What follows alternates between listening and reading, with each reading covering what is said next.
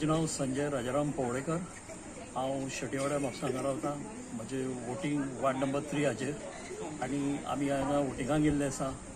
आनी मुद्दाम सांगून अशें दिसता की ह्या वेळार एक आमची वेवस्था इतली सुंदर केल्लेली आसा।